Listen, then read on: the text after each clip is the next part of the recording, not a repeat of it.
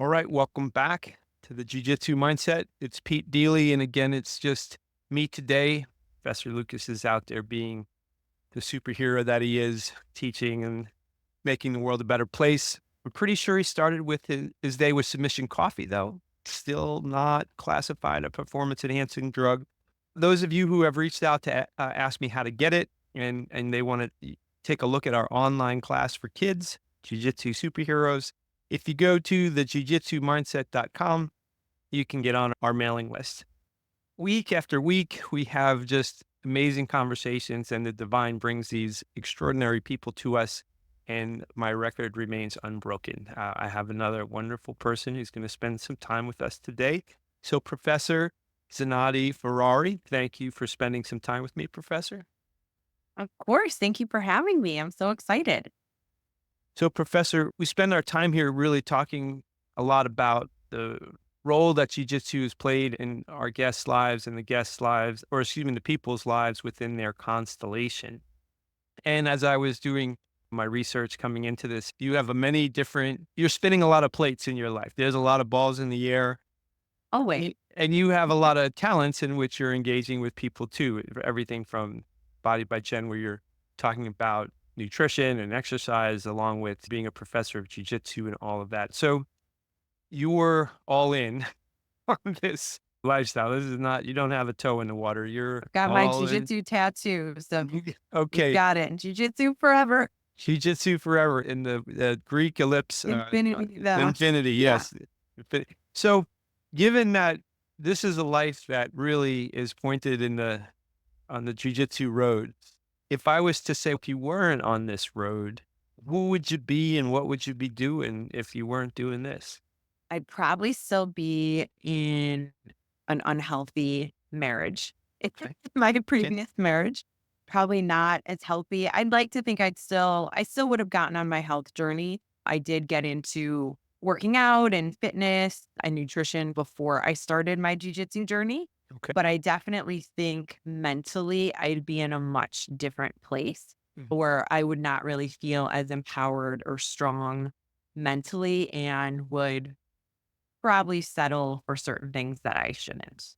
So this confluence of attending to the body as, hey, the body's had certain needs of exercise and nutrition that you come to explore. Okay, I'm a better person, better version of myself if I do these Mhm. things. And then jujitsu seems to follow on to that. Can I ask you to talk a little bit about these physical adjustments that you make and how they affect your mental adjustments that you make, your psychological adjustments? Because you can force yourself to do certain things in life, but sometimes people who haven't been through some similar transition or Mhm. transformation, you might even say, might not appreciate, hey, how different a perspective you can get on yourself if you do these things. So may I ask you to talk a little bit about how that happened for you and maybe what was the spark Sure. that got you going in that direction in the first place? Yeah. When I was, a lot of things happened at the same time for me. When I was in my mid 20s, I was 25. That's when I first opened my spa business. I've been Okay. an esthetician and makeup artist for 20 some years.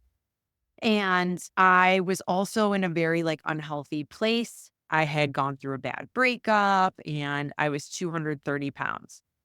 I was going out, drinking, eating unhealthy foods, all of that, and just in kind of this depressed state. Sure. I had great friends and family around me. And one of my best friends who has muscular dystrophy and is in a wheelchair, he would go to the gym all the time and he knew the environment and some of the people I was hanging out with and just the town. And Jen, if I'm not depressed, you can't be. And you are meant to do so many great things. This is not who you are. This is just a stage you're in. And that prompted, I think, my entire journey of trying Yeah. to Yeah. start working out and learning about more about nutrition, healthy habits. I really wanted to do that for myself. And that was also around the time that I decided to open my own business. So I think becoming a business owner also was, I didn't really want to be living that life or behaving that way in the town and community that I was going to be serving clients. And Yes. Yeah. you have to cut yourself in a different way. So Yeah. You're your own product in these types of businesses. exactly, Yeah. Yeah. Yeah. exactly. So I was really, I had lived my 20s fullest and I'm ready to make this change. Okay. From that time until about I was 30 years old is when I then started jujitsu. Okay. That's because of all the different fitness activities I was doing. I met one of my first coaches who's also a student of Jeff Therapin. He's a black belt under him, Ilya Bodnia. And he was a boxing coach and personal trainer at that time. And he introduced me to jujitsu and it just took over from there. Wow. But I think when people are in this state where they are unhappy or just not living their healthiest, best lives, going through that transformation, it takes a lot to motivate people. And working with people now as a nutrition coach, as a personal trainer, jujitsu coach, even working with people as when I was doing facials and makeup and Reiki, it's very much like you are in this therapist role and you are helping people overcome different obstacles and really there just to listen. So I think people have a lot of mental blocks that kind of prevents them from making certain changes. And they have to come to a point where they are ready for that change themselves to be able to make that happen. And definitely being on the other side of it, I just know how much it has impacted my life Yeah. and just made me more confident and just a healthier person. I just adopted this healthy lifestyle. And not to say someone can't have, I'm Italian. So we're food and Like celebration and this. all of that is an important part of life. But just learning when you learn how to make healthier changes and eat right and incorporate movement and mindfulness into your life, I think you create this balance and you just understand how you can live better and feel good, but still have Yeah. those great times. Now, allora, professor, listen, I was just in Rome and Florence like last month. And We were there this summer in yes, Venice, and then where my family is, but is that where your family is? Oh, or not Bladagna, like northern Italian. Is that like my northern Ita family's? they're in the like, near Bologna, Okay. where Modena is Uh-huh. the region, but my mom's family's from Sant'Anna, my dad's is from Piano Legati, so I was able to bring my husband, Jay, with me to see but he's never been to Italy, Okay. and to meet my family there and stuff was just amazing. That's very good. See, my family's from the Italian side's from Sicily and Rome. So, Okay, yeah, awesome. yeah, there was, if the Sicilian side of the family, when my grandmother married my Roman grandfather, that was a big deal. That That was was a hard. big deal. Yeah, it was, Yeah, especially of the time, because I'm 600 years old. So it was pers like the attitudes were not the same, which is interesting. But I bring up the trip only for this reason. Professor, if we can straighten out our food system in this country and do it better, all of our pastas and pizzas do not have to be the death trap that they currently are. I ate nothing. I 1,000%. I ate pizza and gelato 7 times a day while I was there. My wife humiliated me by sending video and pictures back at every time I stuck pizza, and I was never once bloated. So, anyway, that's a soapbox that I'll stay off of, I but, know like, that's a whole yeah, that's I'm gluten and dairy sensitive, not celiac by any means, but right. I'll when I have mom's homemade pasta, I'm gonna have that, of course. We I was fine. And I that's what kind of my wife eased too. in, but I was fine, Mhm. and I did get sick towards the end of our trip, but I think that was just a stomach bug, but Okay. I was fine with you're drinking water from the mountainside, like, up we're legit up in the mountain, And in yet and cousins own restaurants and stuff, but just the food, the quality of food, and yeah, we could talk about this all day, but it's amazing. I love this topic, and I love it, and it upsets me. But Yeah. in your transition, and I want to move on, but I am curious Mhm. just about was the lever, if you're going to give a percentage of like external pressure and internal like desire, was it 50-50? What, because as you're coaching people, you can only coach somebody.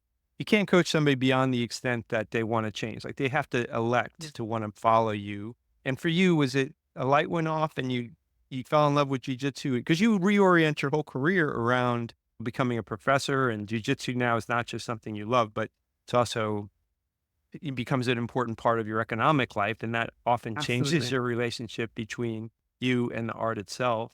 I'm just curious, if did you feel more external pressure to change, or was it more like, "Oh, no, I'm in love with this. I wanna do this." Oh, no, I fell in love with it. I think everyone was like, "What are you doing?" What it became for a while, I consider that, like, the love of my life, Right. because at that point too, like I said, I my previous marriage was not the best Mhm. or in the best state, so I think it was something that really I was able to go to feel stronger, to feel better, Yeah, to yeah. enjoy it, to love it, helped so many things, led me to my current husband, the love of my life. So Yes. it just set the path for so many positive things.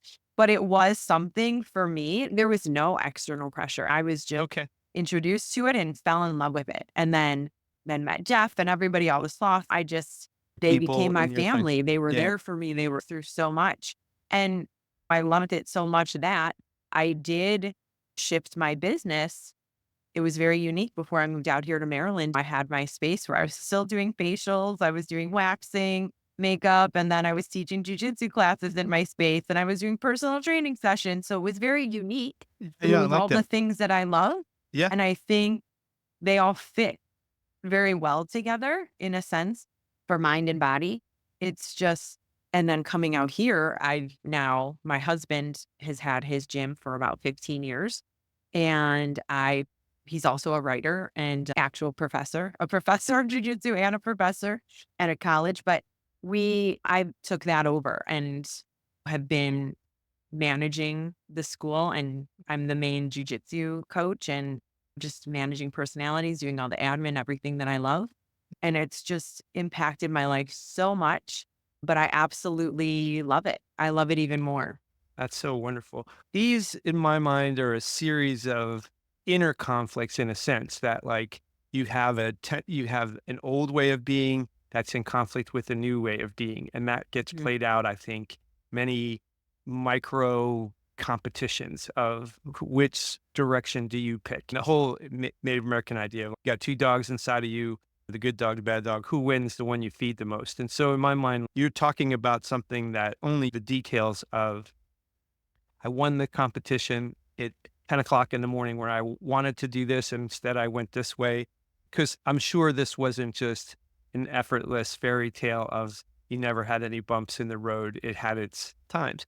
And one of the primary premises here is that the conflicts that we elect to have on the mats give us strength Mhm. off the mats. So I'd like for you to talk a little bit about competition and Sure. maybe we could start with in your competitive experiences.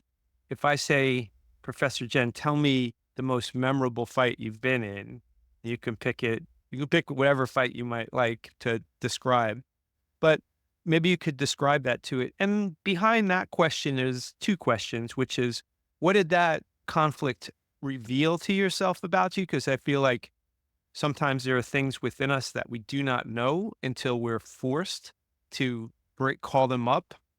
And then I also think that meaningful conflicts might change us too, that we are different prior to that fight to after the fight. You won this struggle from a life that you were not satisfied with and was not fulfilling you into one that is extraordinarily fulfilling. And so I'd like to ask about a physical confrontation. What's a fight that comes to mind? Sure. So there's a few that have popped into my head, but I have to say one of the best moments that is like still so exciting to me is a Chicago Spring Open. I Mhm. couldn't tell you the year. I was a blue belt and I won double gold. I All won right. gold in my division and gold in the absolute. And Jeff was there. Like it was just one of the most exciting. I think I had 5 or 6 matches that day. And I think that was one of the best tournament that I've experienced. Okay. And I competed a lot white through purple belt and had a lot of wins and then had tough matches, right? Tough losses, which we always learn from. But that was one of still to this day, I have that t-shirt. I rock it and love it. So it's like, that's just one of the best memories where I was like, I can do this.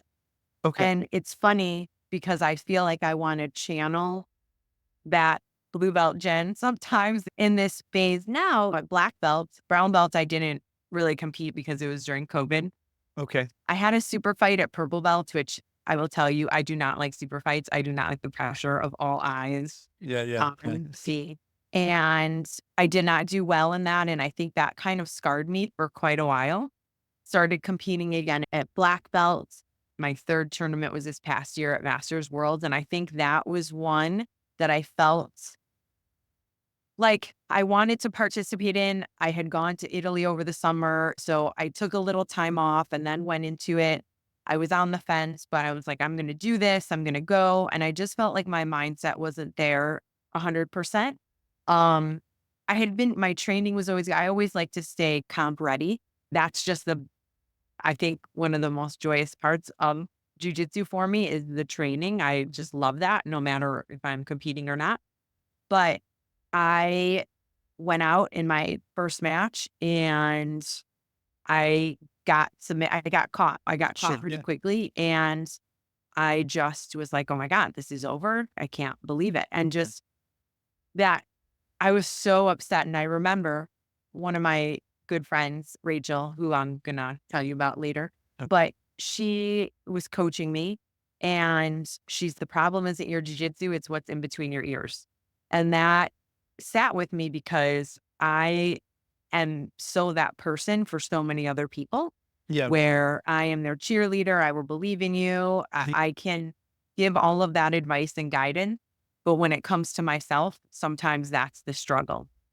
And I'm getting ready to compete next week at Nogi Pans. I'm like, I'm just going to push myself to keep going. I just need to get back into this rhythm because let's be honest, I'm not competing as much as I was back in the day because obviously now I'm running a school, just had a Sure. retreat, this and that, so many things going on. And teaching, honestly, is my love and passion. Yes. That's Yeah. the most important thing to me. But competing for myself is something that I still like to do. I'm not going out to compete every weekend. That's just not my goal and not my desire, but I still want to be part of some of these larger tournaments and seeing the people in my community that I love and Yeah. being there for so many reasons and just being able to push myself and getting that experience while I still can. So let me talk So, to Blue Belt Jen and the double gold. yeah. So, what did you learn about yourself in the experience of winning double gold? Like what made that beyond the victory something that was important? What did you learn about yourself and did it change something in you? Are the two things I'm curious about if I was to pull up the day that you're winning double. Yeah. Yeah.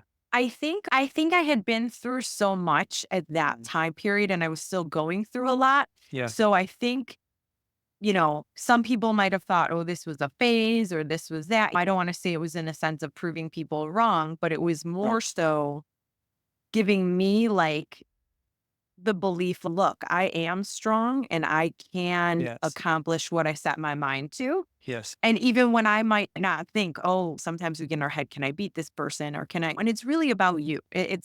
We have these other people there that give us the opportunity to be able to compete. If we didn't Right. have our fellow jujitsu practitioners to do that and step up, we wouldn't be able to test ourselves.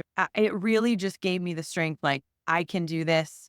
I'm meant to do this. And it led me to so many other. I say that the Chicago local was my favorite, even though I've medaled at Masters Worlds and Pans and things like that. But Right. just that excitement and that time in my life, I think I really needed that. Yeah, that makes And, yeah, I mean, that's part of it by was the powerful. yeah, that amplitude of it goes when it goes your way, like an external validation, there's something that I think it just becomes a metaphor and that Mm. you can hang on to that metaphor. I think about that for myself in my own life, and I have a lot of irrational signposts that sometimes I think about. Like actually, here I've never told anybody this. I can't believe I'm going to do this in front of me and 50,000 other friends. It's not. Mm. It's nothing dramatically. It's not dramatic. But when I was 8 years old, I lived in San Diego, and I was on like one of the Okay. best soccer teams in California at Uh-huh. 8. And we were just a group of 8-year-old killers. Like we ran through everybody. Now I was from New York and I had to leave right as the season was concluding. And we were not, soccer was different back then. Soccer was an inexpensive experience for parents, not like this oppressive wherever. Sure. We Yeah. just, so it was, there wasn't even a thought like, oh, leave Pete behind, let him finish out this thing. Right. It was like, hey, all right, that's fine. Off we go. But it was this time where like all these kids, for whatever reason, like we understood our job on the field and we worked together in an unusually good manner. And it is a signpost in my experience of what does it feel like when you're on a team and the team is doing a good job? What does that Yeah. feel like? And although it was just a childhood experience, it remains in me as a touch point. Or here's a way to recognize something that's going good among people. For sure. So as an athlete in various ways of my life, and I've had my at this point in time, I've decades of my athleticism being up or down and my devotion being to my children or to my professional life or to whatever. So I've hardly been a steady Eddie throughout the last 54 years. But I have a disposition that these things that we elect to do physically have a relationship to our emotional and mental health and spiritual health. That if you don't do the physical, it's so much harder because in the world when you have this body and you can make the body do something, it just I don't know, it just feels important to me. So when you think about what you got from those experiences. And it seems like the losses had their own teachings as well, but Absolutely. you're connected to all these different people. What's your attitude about people competing? Do you think everybody should compete? You think only a certain group should compete? Do you think it's important, not important? Where do you fall in that question? I think for us, our priority at our gym and with our students is always to keep good vibes, good training, good people, creating that great atmosphere, right? No drama. No, we just it should be a safe place and a great place for people to be able to come and train for whatever the reason is that brought them there. Right. So it could be self-defense, fitness, right? Stress relief, competing.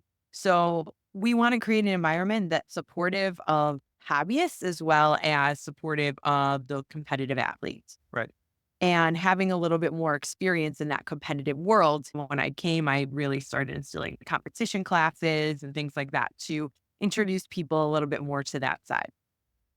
As I say that, I never want to pressure people to compete. I'm not like, you have to be the next world champion. You need to do this. And I'm not going to put those goals or pressure on my students.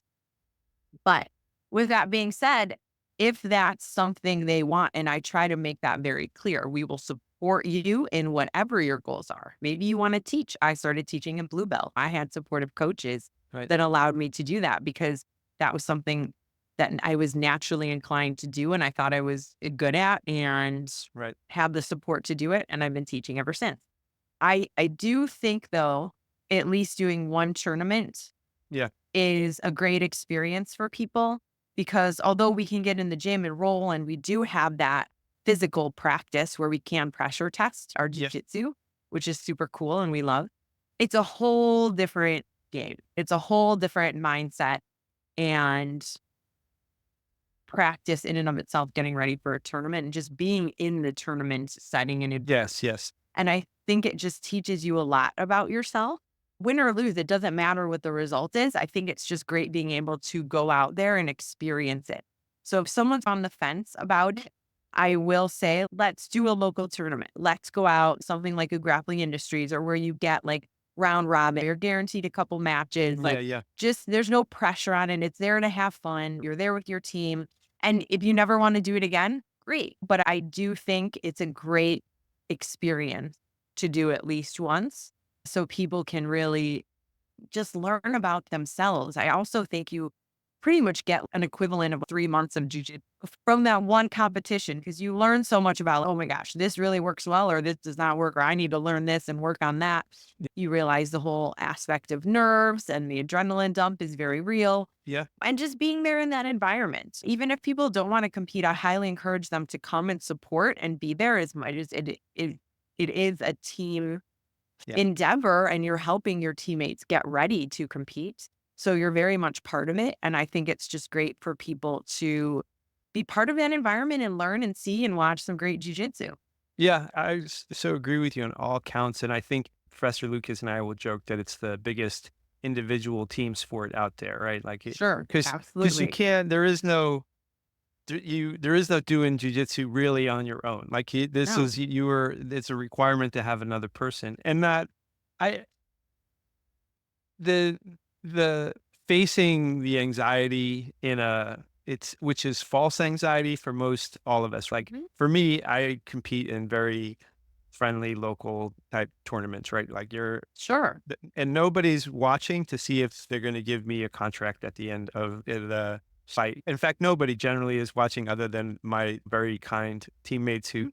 are there to watch the old guy, see if he has his heart attack today or not. It's the consequence of the outcome is so disproportionate to the feeling that I find it impossible not to recommend it, to say, come be nervous in this situation. So that way, when you are nervous in a situation where the outcome is really critical, where you have to show up and master your nerves, then you have a sort of inoculation here against your own physical reaction to stress and anxiety. Absolutely. And I also feel like a game day matters, that it just having something punctuated as particularly Professor Lucas and I started the podcast with the intent of saying, "Hey, if you haven't tried jujitsu, we'd like for you to get on the mats, give it a shot." Hmm. And then, "Hey, you blue belts, do not stop. Like, you're just getting your ABCs. Let's get you to Right. at least your purple belt and you can do some sentences, but you're quitting before you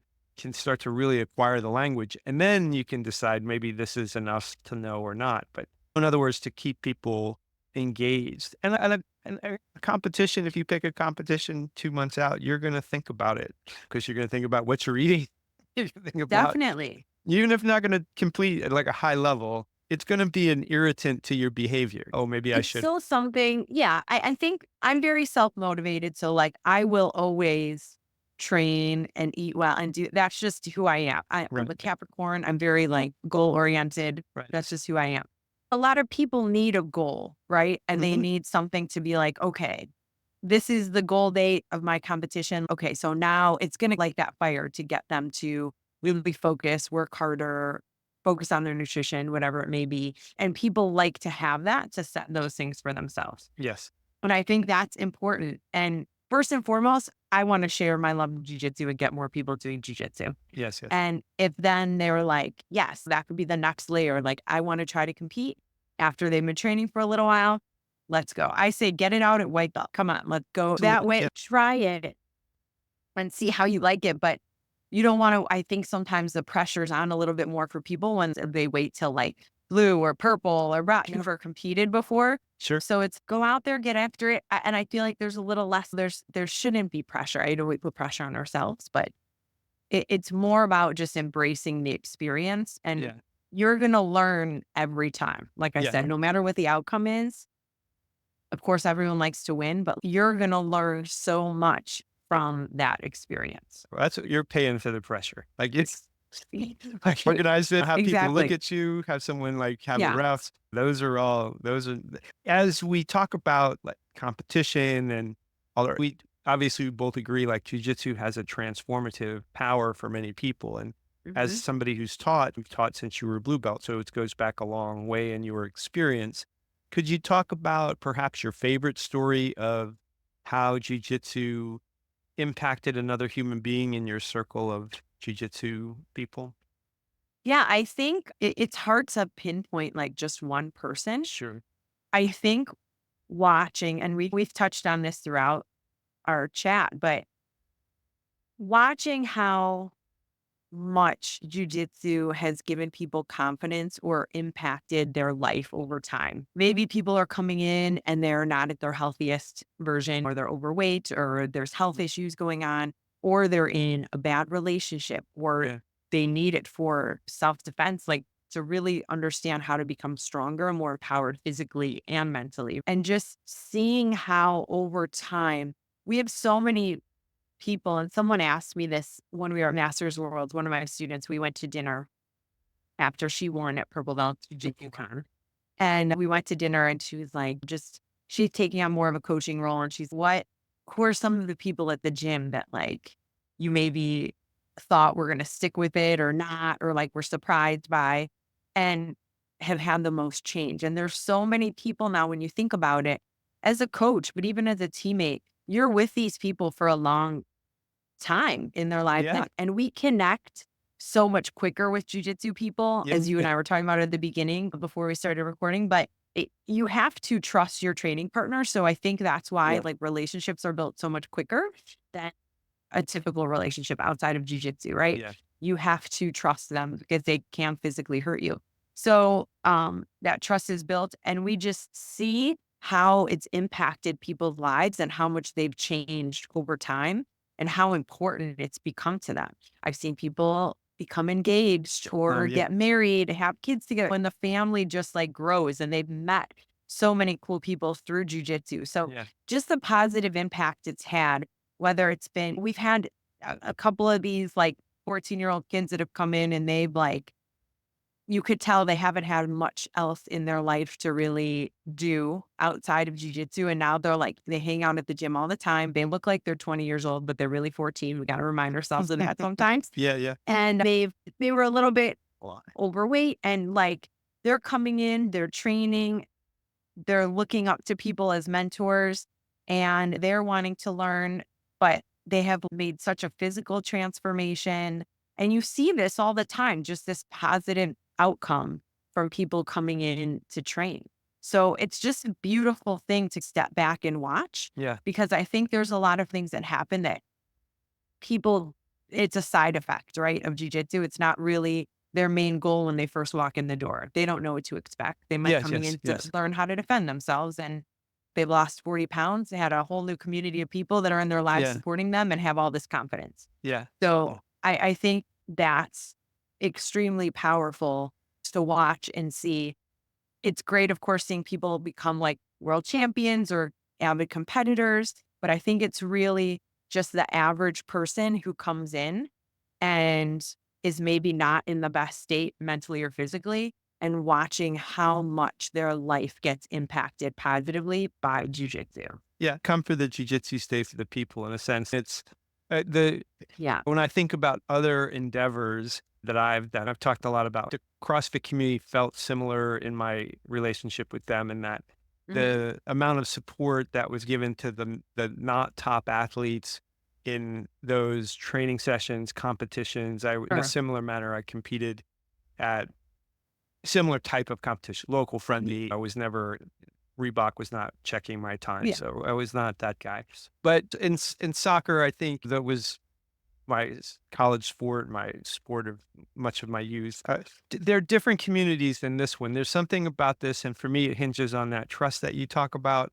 There's that notion of protecting you from what I could do just to teach you so you can do this. So that way you can understand what's going on. But although I may have control of your body at this moment, the intent is not to do that with Mhm. the idea to harm, but to Right. instruct. And I think that there's just something about that dynamic that I haven't found a place where it exists in quite the same way, which is why just all these powerful stories I think come out of it. Because in most of our lives, day in and day out, trust is not flourishing in all of Mhm. our interactions. There's a more guarded Absolutely. either requirement or we perceive it as a requirement. Whereas on the Mhm. mats, it can't be like that. Um, Yeah. It's very much a physical chess game. And I think you have to work. It's very challenging to the mind yeah, and the body, but you also cannot be thinking about anything else on the mat. Whereas if I'm lifting weights, sure, my mind can be still reeling, yeah, but I have to be present. yes, yes, Otherwise, I can get hurt. And yeah, even too, just thinking about it, like we being in the DC area, we have so many government employees, we have a lot of law enforcement, things sure, like that. So even getting the email of, hey, I was in this altercation or something, this situation that happened at work. And because of my jujitsu, I was able to yes, handle this scenario or whatever. So it's just, or be more even keel in a situation, right? Approach it differently, right? Versus just getting angry right away or just the temperament's a little bit different. yeah, So all of those things, I just think, I think jujitsu is extremely unique where you have to be fully present and it is very physically and mentally challenging and you're working off of somebody else's energy. So you've Yeah. got to learn how to deal with that. Let's just, as we come to our conclusion here, tell people where to find you and all of your great stuff because you have so many ways that you can help people. Let's talk about that. What's the right ways to come learn about you and the things you do? So everyone can go to my website, allthingsgenz.com. When we say Gen Z, it's Jennifer Z, OG Gen Z, not Generation Z. So allthingsgenz.com. My Instagram is also all things Gen Z. And I have a YouTube channel, All Things Gen Z as well. So you can go on. I post about 2 technique videos a week. So you can go on there, follow that. I'd appreciate that. Any questions, I'm always here. You can check out all my services on the website and You had hopefully a more podcast episodes to come.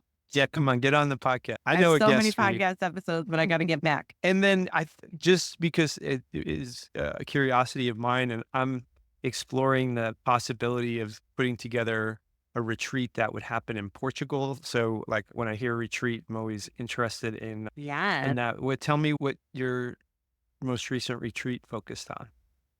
So this was my second retreat this past weekend in Maryland, and I love bringing people together to get a taste of everything I offer. So it's primarily jujitsu, but then we also do meditation. I have someone come in to do yoga. I do a little bit of Reiki. We always have some kind of fun night out for dinner, and then I'll cook one night. I'm always cooking breakfast and just bring in good food that's included. But I really want it to just be a time for people to recharge. I don't want it too filled with activities where there is some downtime Mhm. to be able to connect or go enjoy the hot tub or read a book in nature, whatever. Go, it's Yeah, yeah, just your time, but also getting a lot of good instruction and guidance. And it was amazing. It was an amazing weekend. yeah. I definitely will do one per year. People are asking for more, so potentially more. But it was great. It was a lot of our crew from our gym out here is Capital MMA and Elite Fitness Team Tacoma. So we had a lot of our students and then other students. My first one was women's only. This one was co-ed. So it was great. It was a great energy to be able to have that co-ed group as well, but just super fun and a lot of laughter. That was Yeah, the best thing. how nice is that? Professor Jen, thank you for spending time with me. I'm really grateful, and maybe you'll come back and give us an update, talk to us more in the future. It was really a Yes, pleasure. absolutely. Thank you so much for having me. I Yeah, you appreciate were it.